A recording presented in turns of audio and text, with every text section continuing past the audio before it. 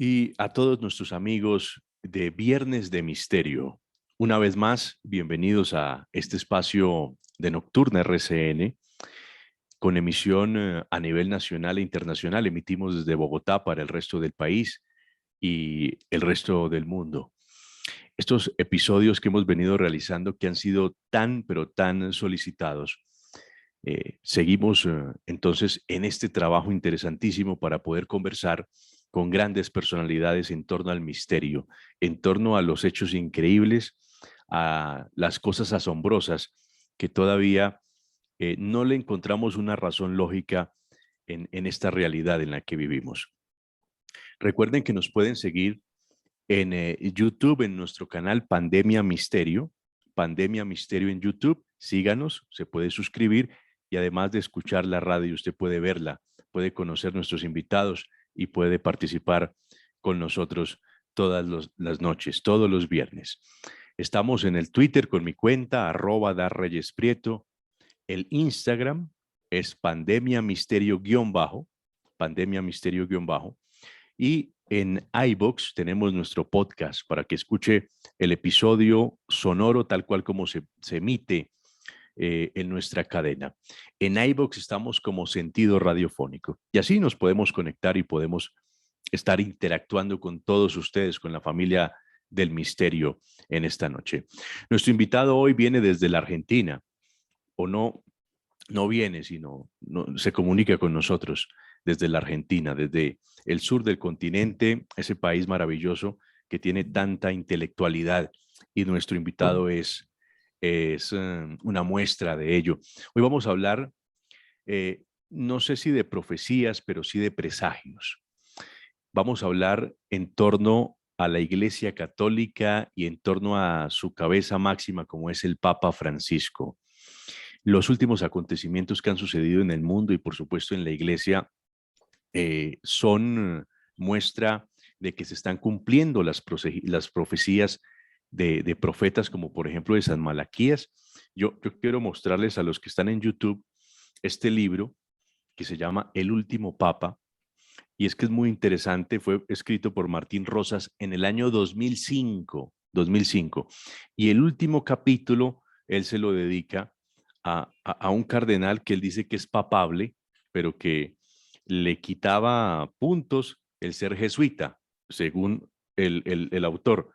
Y pues el último capítulo es dedicado a Jorge Mario Bergoglio en el año 2005. ¿Mm? Entonces, y él es un estudioso, lógicamente, de San Malaquías. Según la profecía de los papas de San Malaquías, después del sucesor de Juan Pablo II, pues vendrá el último papa, nos decía Martín Rosas. Y esto ya lo hablaba desde el año 2005, es decir, años antes de que se produjera lo que sabemos, el retiro, la renuncia de Ratzinger y la llegada de Jorge Mario Bergoglio al papado. Nuestro invitado es un gran estudioso, él es abogado, estudioso del derecho por profesión, pero investigador muy juicioso y profundo sobre estos temas. El don Demetrio Charalombus. Demetrio, bienvenido a Colombia una vez más, gracias por atendernos y esta es su casa, bienvenido. Gracias a ti, Diego, es un gusto hablar de nuevo contigo. Ya hemos charlado un par de veces y los tiempos se van acercando al cumplimiento de las profecías, como tú bien dices. No sé si aquí solamente es radio o si también nos están viendo por YouTube o nos verán Correcto. por YouTube. Correcto. Pues entonces estoy mostrando aquí el libro que yo publiqué en el año 2015 en Málaga, en España, Los presagios del Papa Francisco. También yo he hablado entonces de que, en mi opinión, este es el último Papa, porque no hago más que leer de manera recta la profecía de San Malaquías, que es una profecía especial. Sabemos que hay muchas profecías cristianas, muchas profecías de místicos cristianos, muy interesantes, como aquella que nos habla de los 3 días de tinieblas, una profecía, una visión que han tenido muchos místicos cristianos. Pero en este tipo de profecías no se nos da una línea de tiempo para saber cuándo es que van a ocurrir estas cosas. La única profecía que nos da una línea de tiempo es la de San Malaquías, porque como nos da una lista de papas, y esa lista se termina con esto. Es una lista de lemas consecutivos, cada uno de los lemas se aplica a cada uno de los papas, y sabemos entonces que este último párrafo se aplica a nuestro actual Papa Jorge Mario Bergoglio. Yo en su momento, en este libro, además de ver algunos presagios, una de las cosas que me fijé fue lo siguiente, porque hay mucha gente que interpreta esta profecía, todos la conocen, ¿no es cierto? Hasta hubo un papa que se llamó Pastor Angélicus cuando hicieron un documental sobre su vida, porque la profecía le daba ese lema, Pastor Angélicus. Entonces él se puso ese lema, dijo, cuando hagan un documental que iban a hacer sobre su vida, llámenlo Pastor Angélicus. Es decir, que incluso hubo papas que creyeron en esta profecía. En este caso, yo me fijé, una de las cosas que yo me fijé de esta profecía, es que a cada uno de los papas le da un lema muy breve, de 2 o 3 palabras. ¿Qué ocurre? Con el cual caracteriza su papado. Cuando se llega al último papa, que es este, porque el lema anterior de Gloria Olivae le correspondió a Benedicto XVI, sabemos a quién corresponde cada uno de los lemas, porque cuando se publicó la profecía en 1595, se publicó con un comentario hecho por Alfonso Chacón, un dominico español, quien desde los tiempos de San Malaquía hace la lista de los papas y nos pone expresamente al lado de cada uno de los lemas el nombre del papa, hasta el papa que había en su tiempo, en el año 1595. Desde entonces, la lista de los lemas sigue sin nombre de papa, pero sabemos que a Gregorio VIII le siguió el siguiente papa, entonces a partir de ahí sabemos perfectamente a quién corresponde cada uno de los lemas. Pues el último le correspondió a Benedicto XVI, y a Francisco debía corresponderle un lema, pero ¿cuál es la dificultad sintáctica que se encontraba en este caso el profeta? Si nosotros tenemos un papa, durante cuyo papado va a ocurrir el fin de Roma, como está profetizado en esa profecía, si yo soy quien debo redactar esa profecía y pongo finis Romae, por ejemplo, final de Roma, referido a Francisco, ¿cuál es la dificultad? No estoy diciendo nada sobre los 8 años y pico ya que lleva Francisco en el trono de San Pedro. Es decir, yo debería hacer un lema que caracterice los 8 años de Francisco y otro lema que diga final de Roma, porque es algo muy importante. Entonces, ¿qué ocurre? Si solo le pongo finis Roma, que le podría haber correspondido a Francisco, no estoy diciendo nada de su papado. Y si en cambio digo algo de su papado, y bien que han pasado cosas importantes en el papado de Francisco, fíjense esta pandemia, este evento global que estamos viviendo, no podemos pasarlo por alto. ¿El profeta qué debería decir entonces? De tribulationibus, ¿no? Acerca de las tribulaciones, que efectivamente menciona eso, pero lo menciona en un párrafo. ¿Por qué? Porque si ponen el lema, las tribulaciones, que se refiere a la pandemia, que se refiere a los atentados del ISIS, a la persecución de los cristianos que hubo en Irak por parte del Estado Islámico. Si él se refería a eso, y después nos pone otro lema que diga finis Roma, pues decís, bueno, ¿y el finis Roma en cuál papado, a cuál papado corresponde? Quedaría viudo ese lema. Entonces tampoco queda bien poner 2 lemas. Entonces, ¿cómo lo resolvió el profeta? ¿Cómo lo resolvió este hombre que aparece como comentador de las profecías, Alfonso Chacón? Lo resolvió de una manera excelente. Hizo un párrafo más largo referido a Francisco, en el cual se engloba la descripción de su papado y la destrucción de Roma. Todo referido al mismo papa, no podemos tener ninguna duda, porque es la entrada que le corresponde, si lo hablásemos en términos de Google, ¿no? A cada papa le corresponde una entrada, a Francisco también le corresponde una entrada, pero es un poquito más larga que las anteriores, porque caracteriza lo que pasó en estos 8 años y lo que va a ocurrir. Y entonces, Diego, estamos en un momento en donde ya han pasado 8 años de Francisco en el trono de San Pedro, y la descripción que nos hace el profeta, yo te lo he señalado ya en la última charla que tuvimos ya hace unos meses, se ajusta perfectamente a lo que pasó durante el papado de Francisco. Porque yo veo que muchos intérpretes, quizá incluso la mayoría, nos dicen, bueno, Petrus Romanos es un nombre genérico que corresponde a varios papas, y después de Francisco vendrá otro que será Petrus Romanus.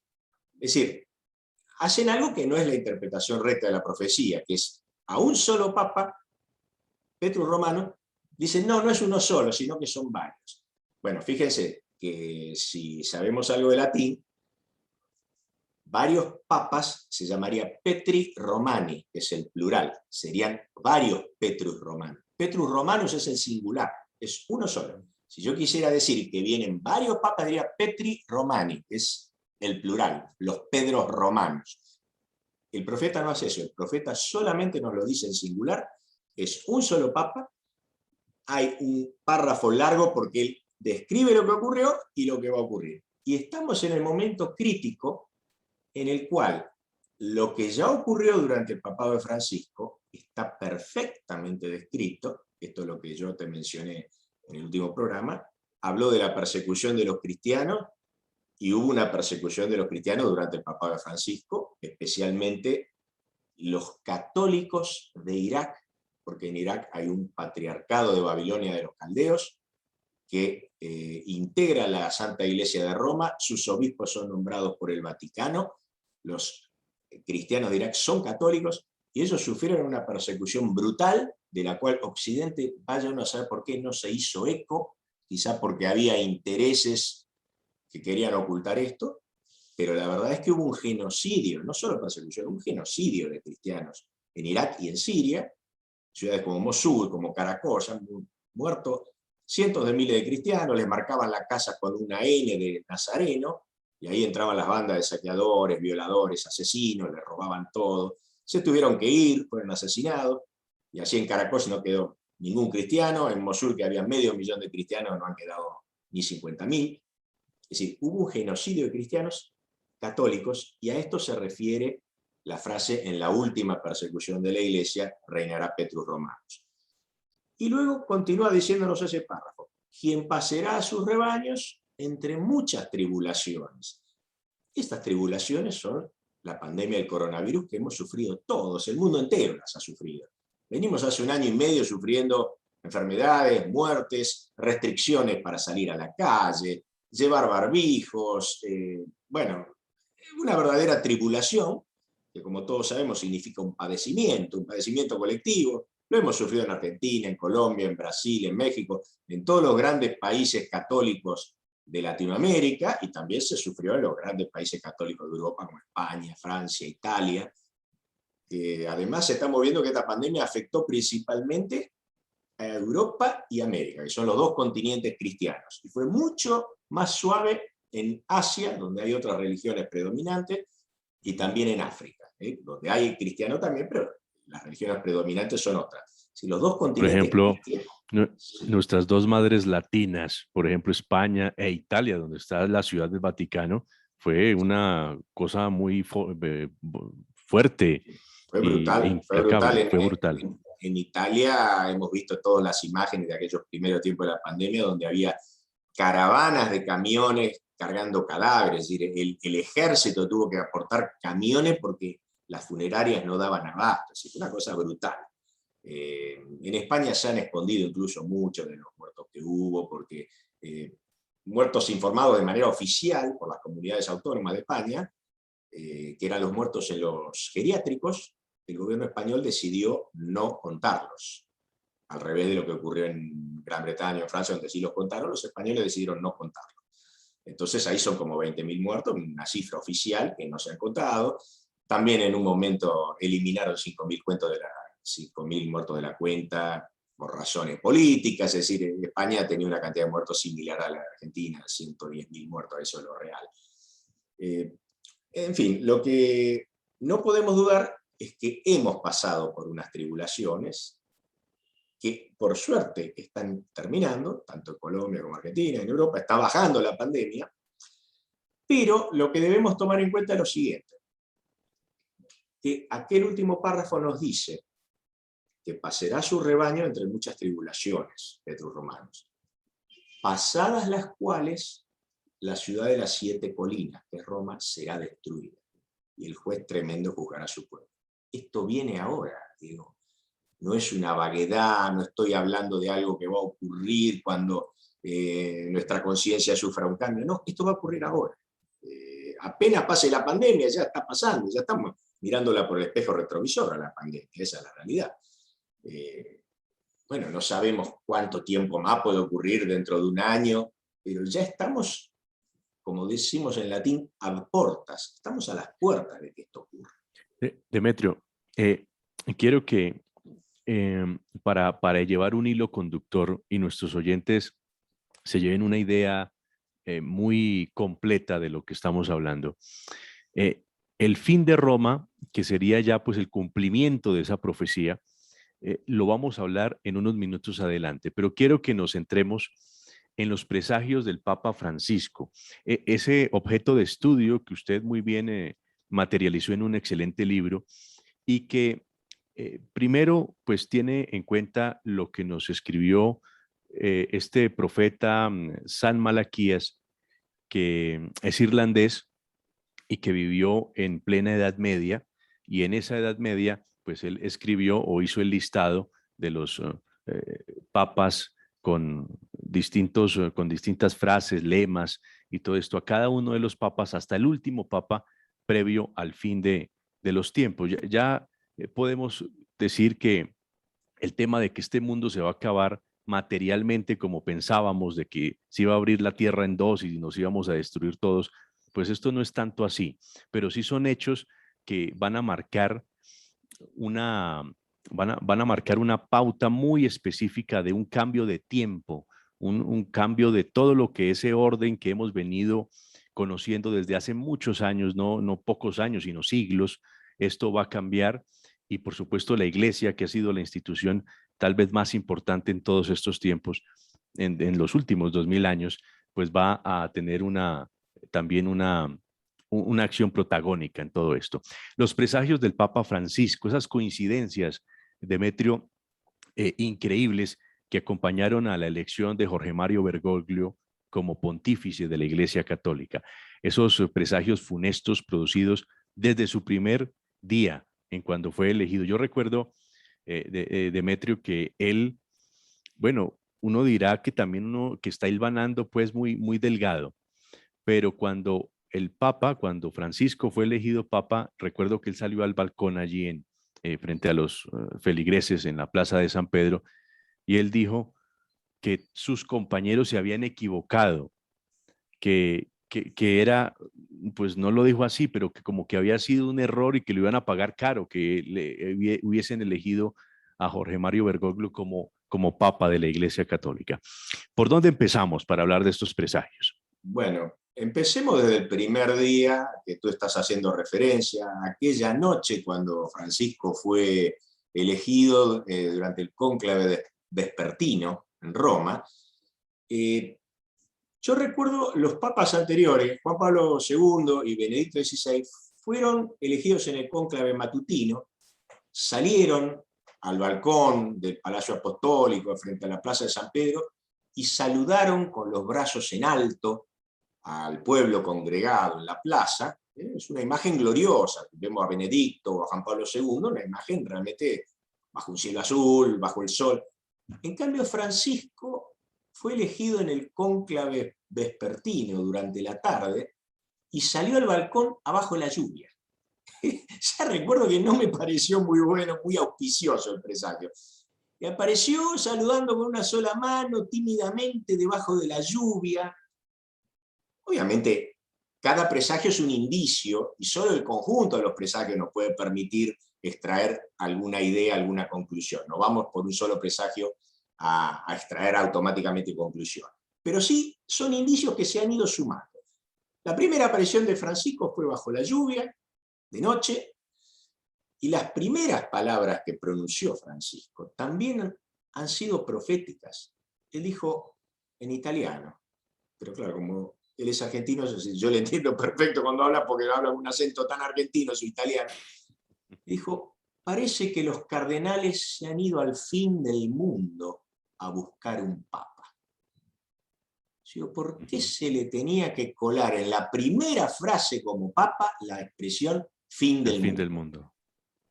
Así lo dijo, parece que los cardenales se fueron a buscar un papa al fin del mundo. Lo primero que dijo como papa fue la expresión fin del mundo.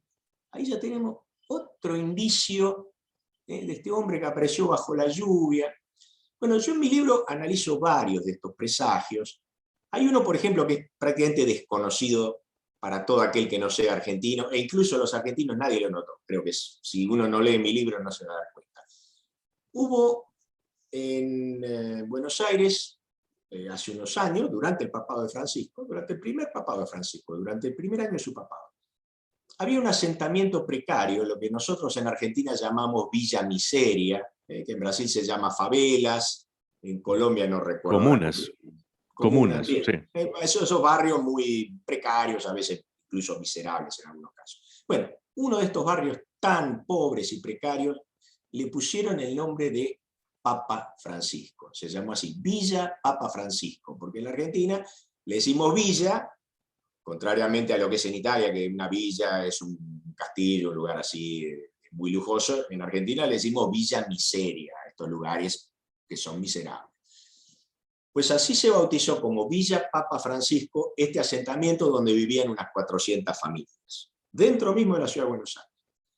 Pues bien, este asentamiento, que apenas el Papa fue consagrado, se le puso debajo de su nombre, bajo la advocación del Papa, ocurre que hubo un delincuente que mató a una persona cerca de ese asentamiento, y cuando la policía lo corrió para atraparlo, él se refugió adentro de la Villa Papa Francisco, porque ahí hay algunos delincuentes que lo cubrían. Entonces hubo una denuncia y una jueza, al saber que en ese lugar se había escondido un asesino y lo habían protegido, ordenó el inmediato desalojo de ese asentamiento de 400 familias llamado Villa Papa Francisco. Y de una manera totalmente excepcional, porque aquí en la Argentina, y supongo en Colombia será lo mismo, pero aquí jamás se ha cumplido un desalojo masivo de uno de estos asentamientos sin que haya negociaciones, promesas de reubicación en otros lugares, subsidio que se le da a la gente. Nunca se hace que se lo desaloja y se lo deja en la calle.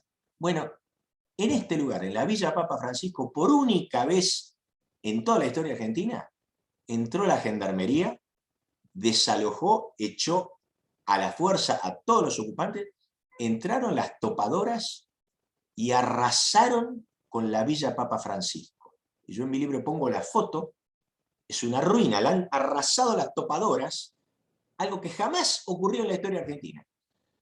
Y yo dije, esto parece un mal presagio, porque cuando a uno le ponen su nombre a una ciudad, esto fue un pequeño poblado, digamos, una villa miseria, y ese poblado termina arrasado. Bueno, yo digo, esto parece un anticipo simbólico de lo que puede ocurrir en el Vaticano. El Vaticano en este momento es una villa Papa Francisco, solo que no es una villa miserable, es una villa lujosa, con todas las estatuas de la antigüedad, con todas las grandes obras de arte y del sentimiento religioso. Pero el patrón de esta villa, pues un monarca absoluto, si lo vamos a tomar en términos políticos, es el único monarca absoluto que existe hoy. Todos los demás monarcas que hay son simplemente simbólicos, como la reina de Inglaterra, que no tiene poder real. El Papa realmente es el monarca del Vaticano. A mí me parece análogo esta villa Papa Francisco con el Vaticano. Puede ser un mal presagio. Hago en el libro, explico cuando menciono este tema, menciono, por ejemplo, un caso, el de la princesa Mafalda de Italia, que le pusieron su nombre a un barco, a un buque transatlántico, que era un barco de pasajeros, y ese barco se hundió, provocando la muerte de 324 pasajeros en medio del océano, pocos años después del Titanic. Fue la peor tragedia naval después de la del Titanic, de comienzo del siglo, el barco Princesa Mafalda. Pues fíjense que esta princesa, bajo cuyo nombre habían bautizado un barco, ella terminó sus días en un campo de concentración nazi, apartada de sus hijos, de su marido, y murió a causa de un bombardeo aliado sobre ese campo de concentración. Es decir, la vida de la princesa Mafalda terminó en una tragedia, y lo que ocurrió varios años antes, décadas antes, con el barco bautizado con su nombre, pareció un presagio de lo que iba a Eso. ocurrir con la princesa, ¿no? Yo digo, esto puede ser uno de los presagios que analizo en mi libro referido al Papa Francisco. Así que, como ves, estamos hilando fino, son pequeños indicios que se van sumando aquí y allá. Te mencioné en su momento el presagio ocurrido en plena Plaza de San Pedro, cuando el Papa hizo una suelta de palomas luego de una misa por la paz en Ucrania, cuando recién empezaba el conflicto de Ucrania. El Papa trae a 2 niños ucranianos, hace una misa, reza por la paz en Ucrania. Vienen los 2 niños ucranianos, salen al balcón junto a él frente a la multitud de la Plaza de San Pedro, los niños sueltan 2 palomas blancas como voto por la paz. Y en ese momento apareció un cuervo negro, quién sabe de dónde, atacó a una paloma y la mató. Y la otra paloma fue atacada por una gaviota, a la vista de todo el mundo. Hay fotos de esto, las pongo en mi libro. Es un mal presagio, en este caso, para Ucrania, porque se había hecho la misa por la paz en Ucrania. Y después de ello, ¿qué ocurrió? Pues ocurrió la guerra de Ucrania. Porque esto ocurrió en los primeros días, cuando había las manifestaciones en la plaza de Maidán, y no había guerra todavía. Pero como ya había algunos problemas políticos, el Papa hace una misa rezando porque haya paz y que no se llegue a una guerra. Bueno, eso fue un mal presagio, el cuervo que mató a la paloma, y vemos que realmente ocurrió una guerra con miles y miles de muertos, y no está terminada esa guerra, es decir, está como suspendida y en cualquier momento se larga. Es decir, que todo esto que yo analizo en mi libro, los presagios, si bien no se comprende bien cómo funcionan, pero todos sabemos un poquito, ¿no? Cuando vemos un presagio, a ver, esto parece tener un significado simbólico, es como una analogía. La paloma blanca de la paz atacada por el cuervo tenebroso. Pero con Bueno, un gran estos son los papas. significado. Pues Es sí, un, algunos son es- fáciles de interpretar, otros no mm. tanto. Por ejemplo, ese muy diciente, el de la paloma allí sobrevolando, que fueron los mismos niños, ¿no? Que soltaron las Fueron los mismos palomas. niños quienes soltaron las palomas, niños ucranianos, sueltan la paloma de la paz, que la esperanza de paz es la paloma blanca. Que Claro, venga un claro. cuervo negro y una gaviota y ataquen, una de las palomas murió, la otra la desplumó y medio se escapó, pero es un mal presagio. Es un mal presagio, evidentemente no es Sí. bueno. Yo no digo que sean siempre infalibles los presagios, a veces son engañosos, lo explico en mi libro, no soy una persona que crea ciegamente en un presagio o en una profecía, pero tampoco soy de aquellos escépticos que niegan todo cuando vemos que sí se va cumpliendo. En el caso de la profecía de los papas, tenemos claras señales de que se ha ido cumpliendo. Yo menciono un solo caso, un papa que fue consagrado 100 años después de publicada la profecía. Este papa le correspondía el lema Rastrum Importa, que significa el rastrillo en la puerta. ¿Y saben cómo se llamaba ese papa?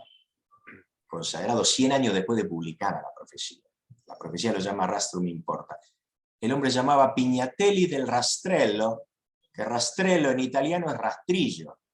Yo cuando vi esto digo, a ver, nos está dando la profecía 100 años antes el apellido del Papa. Eso es imposible si uno no ve el futuro. Yo ahí dije, este profeta ha visto el futuro. Después uno va viendo si se cumple todo lo que dice o si vio una parte del futuro y la otra se engañó, que a veces puede ocurrir porque obviamente las visiones proféticas pueden no ser siempre muy exactas. Sabemos que hay muchas profecías erróneas, las hay, por supuesto, pero en este caso creo que se va a cumplir. Demetrio, Sí. si quiere termine con la idea No, para no a ver, interrumpir. dime tú y seguiremos con otras cosas más que te quiero decir, de aquí al futuro inmediato. Sí, y no, es que me llamó la atención la expresión, este profeta vio el futuro. Nostradamus, por ejemplo, uno también de los profetas, no sé, más Famoso. conocidos con sus centurias Sí. y con sus profecías, que aunque son difíciles de interpretar y no cualquier persona que lea las centurias de Nostradamus puede deducir algo, tiene que uno tener cierto bagaje intelectual y conocer muy bien la historia para poder interpretar a Nostradamus. Él decía que se sentaba con un cuenco lleno de agua y a la luz de la luna tenía las visiones que él iba reflejando, que iba escribiendo. ¿Se conoce algo de cómo Malaquías tuvo ese acceso a esas profecías, a esa información? No sé, a Bueno, través de mira, sueños, no se sabe, ¿o Diego, sí? te voy a contar algo. Esto está en mi libro, está incluso en una segunda edición que estoy preparando, que es lo siguiente. La profecía atribuida a San Malaquías vivió en el siglo XII, fue presentada en un libro llamado Lignum Vitae, del monje benedictino Arnauld de Bouillon, publicado en 1595, y en ese libro se intercala una hoja con la profecía y los comentarios a los lemas de la profecía hechos por un dominico llamado Alfonso Chacón, que aparece un poquito como de contrabando en el libro, porque no es el autor del libro, sino que es alguien que aparece comentando los lemas. Se deben escuchar una sirena porque estoy cerca del Congreso. Sí, quizás ya está ocurriendo el fin del mundo y no nos dimos cuenta. Sí. Bueno, mira, lo que yo explico es que el comentador de la profecía de San Malaquías, para mí, estoy convencidísimo de ello, es el verdadero autor de la profecía. ¿Por qué? Yo me tomé el trabajo de investigar, no hay muchos datos sobre Alfonso Chacón, pero sabemos lo siguiente, este hombre que aparece comentando los lemas. Este hombre era el nuncio apostólico, muy amigo del Papa de entonces, fue nombrado incluso patriarca de Alejandría, aunque nunca viajó a Egipto. Era un dominico español de muy alto rango eclesiástico, que fue llamado a Roma y ahí permaneció durante décadas hasta el final de su vida. Este hombre, que era uno de las principales autoridades del Vaticano en esa época, escribió, es autor de una historia de todos los papas desde San Pedro hasta su época. Es decir, era un hombre muy interesado en la historia del papado y que había hecho un capítulo para cada uno de los papas que habían existido desde San Pedro hasta su tiempo. Alguien apasionado por el papado. Dije, mira, qué casualidad. Acá tenemos una persona que podría perfectamente ser el autor de la profecía porque es un hombre erudito que conoce todos los papas de memoria, su vida, sus hechos, escribió una historia de todos esos papas, una biografía de cada uno de ellos. Digo, esta es la persona. Y este hombre incluso dirigió excavaciones arqueológicas en las catacumbas de Roma y exhumó frescos que retrataban a cada uno de los papas. Es decir, era un hombre, ¿cómo podríamos decir? A ver, yo los comparo a un niño que colecciona figuritas, que tiene un álbum. Yo cuando era chiquito tenía un álbum de figuritas y íbamos coleccionando las figuritas, tratábamos de llenar el álbum, queríamos tenerlas todas, ¿no es cierto? Bueno, este hombre era un apasionado por la historia del papado. Escribió una historia de los papas, hacía excavaciones para encontrar los frescos con el retrato de cada papa. Era un apasionado del papado. Y el hombre quería tener todas las figuritas. De hecho, su historia del papado se llama Historia de todos los papas. No se le quería escapar ninguno. Ahora, ¿qué ocurre? Si uno es un apasionado y hace una historia de los papas, uno sabe que no va a poder hacer la historia de todos los papas hasta el último, porque uno se va a morir y va a seguir habiendo papas. Pero hay una manera en que uno podría completar ese álbum de figuritas. Si uno en sueños o en trance tuviera visiones del futuro y viera a todos los papas que siguen hasta el último. Y yo creo que esto es lo que pasó con este hombre, Alfonso Chacón, que es el autor de la profecía de los papas. Yo creo que él tuvo visiones, porque era un apasionado y él quería, de una manera profunda y sincera, conocer quiénes iban a ser todos los demás papas. Y yo creo que los vio en visiones y terminó escribiendo la profecía. ¿Por qué no la publicó bajo su propio nombre? Bueno, porque era políticamente incorrecto. Yo creo que cuando uno hace historia, hay que poner en juego la sagacidad también. En esas épocas de la Inquisición era políticamente incorrecto decir, publicar una profecía, por ejemplo, en su historia de los papas la podría haber incluido esa profecía, publicar una profecía que diga, bueno, hasta acá fueron todos los papas que hubo. Y ahora vienen 35 papas más, porque son 35, desde 1595 hasta ahora con Francisco, vienen 35 papas más y ahí se acaba el papado. ¿Cómo le caería? Todavía hoy le cae eso mal a un cristiano, a un católico. Digan, mira, no va a haber más papas, ya hoy le cae mal. Imaginen hace 420 años con la Inquisición. Era políticamente incorrecto y el hombre no era un hombre cualquiera, era el nuncio apostólico. Es como si hoy uno, bueno, y dijera algo políticamente incorrecto, alguna manifestación antisemita, hiciera algún comentario. Todos sabemos qué es lo políticamente correcto y lo incorrecto hoy. Hay cosas que hoy no se pueden decir, porque la Inquisición no funcionó solo hace 420 años. Hoy tenemos otro tipo de Inquisición. Siempre hay cosas que se pueden decir y cosas que no se pueden decir. Hay épocas de mayor libertad, como podía ocurrir a principios del siglo XX, donde los surrealistas decían lo que querían y no había problema. Fue una época de gran libertad. Pero hay regímenes como la Rusia soviética donde no se podía hablar ciertas cosas, durante el nazismo no se podían decir otras, y hoy día también hay cosas que no se pueden decir, todos lo sabemos. Bueno, Alfonso Chacón en su época, él no podía publicar su Historia de los Papas, publicada en Roma, por el nuncio apostólico de la Iglesia, y que diga, ¿saben qué? La Iglesia Católica no va a ser eterna, hay 35 papas más y después ya no hay más papas, porque Roma se va a destruir. Yo creo que sí el cristianismo va a seguir con otras formas, va a haber un cambio importante. Pero no, es decir, si se destruye Roma, lo que va a ocurrir es que no va a seguir la organización que tiene hoy la Iglesia, va a tener que haber un cambio profundo. Esa es mi impresión, y yo creo entonces que Alfonso Chacón es el autor de la profecía y que lo vio, no sé si en sueños, no sé si en trance, pero lo vio porque él tenía un deseo profundo y él hacía años que venía estudiando a todos los papas, y cuando me ha ocurrido a mí, uno se obsesiona o se apasiona con un tema y empieza a tener sueños referidos a eso. Entonces, él vivía apasionado y obsesionado por los papas, y en algún momento le empezaron a llegar imágenes de los siguientes papas, los que él no podía incluir en su historia porque venían después. Así lo veo yo. Ujú. Síganos en Pandemia Misterio. Búsquenos así en nuestro canal oficial de YouTube, Pandemia Misterio. Suscríbase y puede tener acceso a todos, a este y a otros episodios. En iVoox, nuestro podcast como sentido radiofónico en iVoox. Y en Instagram estamos como Pandemia Misterio-bajo. En mi Twitter, @darreyesprieto, también nos pueden enviar sugerencias, opiniones, preguntas a nuestros invitados de todo lo que hemos conversado aquí. Demetrio, entonces, Roma, la destrucción de Roma está dentro del cumplimiento de la profecía del último papa. Así es. Vemos, por ejemplo, lo que sucedió con Pompeya, la erupción del Vesubio, eh, no sé, un terremoto. ¿Hay algún indicio de cómo sería de pronto esa destrucción?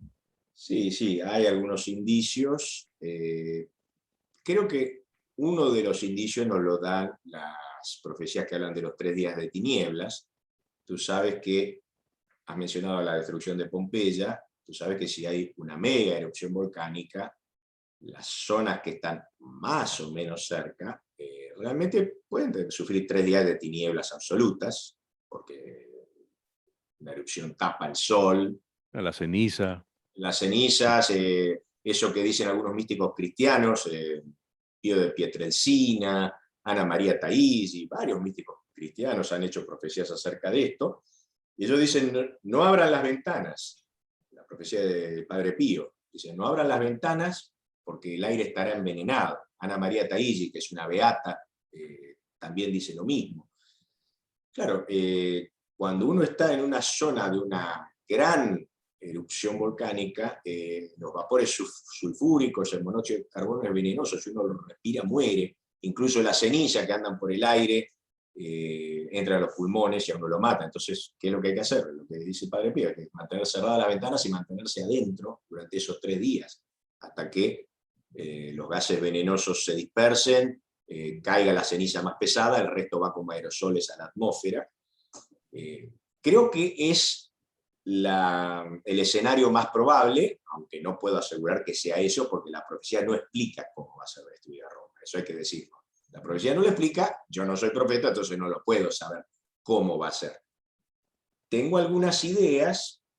Yo te diría lo siguiente, tenemos un marcador, ya que yo estoy hablando de algo muy inmediato, estamos hablando de algo que quizá falten meses nomás para que se produzca, quizá es un año, estamos muy cerca, en vida de este Papa. Francisco va a cumplir 85 años. Hay algunos marcadores que nos pueden indicar ya qué tan próximo puede estar esto. Una es la numerología, que por supuesto no es segura. Francisco, todos sabemos que está asociado al número 13, su consagración, porque fue consagrado papa un día 13 de marzo del 2013, un día 13, año 13, todas las cifras sumadas dan 13, tenía 76 años cuando fue consagrado papa, 7 más 6, 13, Papa Francisco tiene 13 letras, Papa Francesco en italiano tiene 13 letras, bueno, está asociado al 13, también fue ordenado sacerdote un día 13, el Papa Francisco. Bueno, en diciembre va a cumplir 85 años. 8 más 5, 13. Entonces uno podría pensar que si fue consagrado papa cuando tenía 76 años, cuyas cifras sumaban 13, puede concluir su papado cuando tenga 85 años, que las cifras sumadas dan 13. Ese es el primer indicio. Es decir, él cumple en diciembre, hasta diciembre del 2022, él va a tener 85 años, que son 13 sumadas esas cifras. Ese es un indicio que tenemos. Otro indicio que hay que tener presente cuando hablamos de presagios, como yo titulo mi libro, que bueno, lo vuelvo a mostrar aquí para los que no lo han visto bien, se llama Los presagios del Papa Francisco, porque ¿yo qué hago? Yo intenté testear la profecía por medio de los presagios, que son aquellos indicios que van en forma concordante con la profecía. Bueno, uno de los indicios que yo estoy agregando a esta segunda edición planeada, que se va a llamar Francisco y la profecía del último Papa, es la licuefacción de la sangre de San Gennaro, que tú debes conocer el tema. Es una ampolla de sangre del San Gennaro, un santo de Nápoles. Nápoles, sí. Sí, y se conserva su sangre en la Catedral de Nápoles desde hace siglos, y es exhibida 3 veces al año a los fieles, una vez en marzo, otra ahora dentro de una semana, 16 de septiembre, y otra el 16 de diciembre. Cada vez que se exhibe, se manipula la ampolla esta con sangre, se la gira, y esa sangre que se encuentra sólida, ya solidificada en el relicario, se licúa. Empieza a producir burbujas, y uno ve adentro de la ampolla que la sangre se vuelve líquida. Eso se llama el milagro de San Gennaro. Se produce casi siempre la licuefacción, y los años en que no se produce la licuefacción, existe la tradición de que son años de muy mala suerte para Nápoles y para Italia en general. La no licuefacción de la sangre ha ocurrido en 5 o 6 ocasiones nomás, en el último siglo, y todas coincidieron con grandes desastres. Hubo en 1939, cuando se empezó la Segunda Guerra Mundial, perdón. En 1940, cuando entró Italia a la Segunda Guerra Mundial, tampoco se produjo la licuefacción de la sangre. En 1943 tampoco se licuó la sangre, permaneció sólida pese a que se la quitó, y eso es de mal presagio. Fue cuando los nazis invadieron Nápoles, porque sabemos que Italia, que era aliada de Alemania, en cierto momento esa alianza se rompió, entonces los nazis invadieron Nápoles, se produjo la matanza de los 4 días de Nápoles, y eso fue anticipado por la no licuefacción de la sangre de San Gennaro también. Luego en 1981 no se licuó la sangre, ocurrió el terremoto de Irpinia. Es decir, es un sincronismo, para decirlo en términos de Carl Gustav Jung, el gran psicólogo vienés. Él hablaba de sincronismo, las coincidencias significativas. Cuando coincide, no se licúa la sangre, ocurre una desgracia para Nápoles y para Italia. Bueno, en diciembre del año pasado no se licuó la sangre de San Gennaro. Yo pensé que podía referirse al cumplimiento final de la profecía, pero no fue así, porque lo que ocurrió es que estábamos en plena pandemia, Italia había sufrido la primera ola y estaba empezando a sufrir la segunda. Desde diciembre de 2020 hasta ahora, especialmente los primeros meses del año, murieron 60.000 personas más en Italia. Italia tiene más de 100.000 muertos por la pandemia, 120.000 por ahí. Bueno, la mitad habían muerto antes de esto, parecía que se frenaba, y luego de ocurrido este mal presagio, nuevamente tuvimos un mal año para Italia, porque por más que haya ya ahora básicamente terminado la pandemia o está en su momento más bajo, pero en los primeros meses del año murieron decenas de miles de personas en Italia, así que fue un mal año para Italia. Por lo tanto, yo creo que eso es lo que concuerda con la no licuefacción de la sangre de 2020. Ahora, hay que seguir con atención lo que ocurre cada vez que se exhibe el relicario, la semana que viene va a ser exhibido. En diciembre, un día antes del cumpleaños del Papa Francisco, ocurre también la exhibición de la sangre, porque se festejan distintos eventos. Uno es el martirio de San Gennaro, que fue martirizado por un emperador romano, por Diocleciano. Y otro de los elementos que tenemos que tomar en cuenta al hablar, tú mencionaste el tema de los volcanes, es que San Gennaro, una de las 3 veces que se exhibe su sangre, lo que se celebra es un milagro atribuido a San Gennaro, que era una erupción del Vesubio. La lava iba a llegar a la ciudad de Nápoles, iba a tapar toda la ciudad, y se sacó en procesión la sangre de San Gennaro y la figura de San Gennaro, y frenó la lava a las puertas de Nápoles. Entonces se salvó la ciudad, y esto fue atribuido a la intercesión de San Gennaro. Por eso se celebra, creo que es la de septiembre, la que se celebra.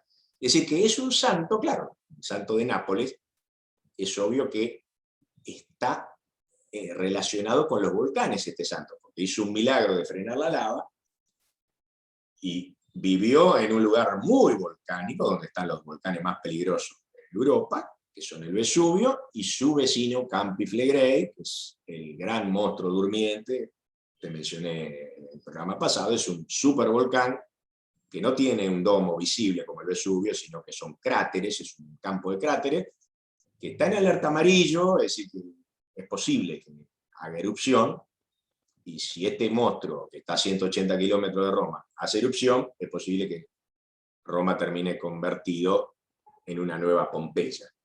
Entonces lo que tenemos que hacer es mirar qué pasa con la sangre de San Gennaro. Yo creo que este sincronismo, esta coincidencia, se ha venido dando de manera tan precisa, que si no se llega a licuar la sangre de San Gennaro una de las próximas veces que sea exhibida, si fuera romano me tomaría unas vacaciones fuera de Roma. No sabemos el alcance que puede tener esto, pero la profecía es muy, muy explícita en que algo va a pasar en Roma. Claro. Bueno, pues a mí me duele todo esto que estamos hablando, porque yo considero Italia como mi segunda patria, y entonces ya prácticamente nos toca a muchos cancelar viajes, Demetrio. ¿Tú querías ir a Roma? Sí, sí, claro. Es una ciudad maravillosa. Sí, yo he estado 3 veces en Roma, vale la pena, claro. Y todo el arte, todo el misticismo que hay en Roma, sí, sin duda, ha sido la capital espiritual del mundo durante siglos. Yo la verdad, a ver, si es un viaje de unos pocos días, a veces uno dice, bueno, ok, hoy vengo, creo que no voy a tener la mala suerte de que me toque justo cuando yo esté, si es un viaje corto. Ahora, la verdad que para una estadía larga yo no lo haría, porque realmente es muy precisa la profecía, y yo es la única profecía a la cual le tengo fe de que se va a cumplir. O sea, hay muchas otras, como dijimos, las otras no nos dan una línea de tiempo, entonces, bueno, no me asustan, porque siempre, en la vida siempre ocurren cosas buenas y malas, catástrofes cada tanto hay en cualquier lado. Entonces, a mí no me asusta que me digan, bueno, va a haber una catástrofe, sí, ¿cuándo? En algún momento siempre. Toma cualquier ciudad que quiera, toma Buenos Aires, en algún momento hay una catástrofe en Buenos Aires también. Es decir, yo recuerdo allá en Bogotá, cuando estaba yo allá estudiando, que me enteré de una profecía que se iba a caer en Monserrate, creo que era un 8 de agosto, en el mes de agosto, había una profecía que se iba a desplomar en Monserrate sobre la ciudad de Bogotá. Pero claro, agosto va a haber mucho, va a haber cientos de agostos, entonces digo, espero que ese agosto no sea el que me toque a mí. Pero esta profecía que venimos analizando, está así de una línea de tiempo, y Francisco es viejo, es viejito ya. Bueno, pues estaremos expectantes, estaremos muy atentos, vigilantes y estudiosos a todo esto, que don Demetrio nos ha dado ya una puntada muy interesante. Los invito a que busquen el libro. Sí. No sé si de pronto se consiga esa primera edición todavía en Bogotá, en las librerías No, aquí en Colombia, tú sabes que en pero, Latinoamérica ha sido pero muy por poco. Amazon. Sí, Mm, por Amazon, sí. Ojalá que pueda, yo no sé si alguien alguna editorial querrá hacer esta segunda edición que yo estoy planeando, porque hubo actualizaciones. Yo el libro lo escribí cuando Francisco llevaba 1 año como papa, y en estos 8 años pasaron más cosas, entonces hubo una actualización, que es la que preparé. Te comentaba ya que quieres ir a Roma. toma en cuenta este marcador. Si la sangre de San Gennaro se licúa, es porque en lo inmediato no va a ocurrir. Entonces, planea tu viaje ya, no dejes pasar el tiempo. Si ves que no se licúa, devuelve el pasaje. Demetrio, un abrazo. Como siempre, para mí es un placer tenerlo aquí en el programa y espero que podamos seguir conversando muchas veces más. Pues espero lo mismo, Diego, y un abrazo a ti y un saludo para toda tu gran audiencia. Un abrazo grande. Gracias a ti.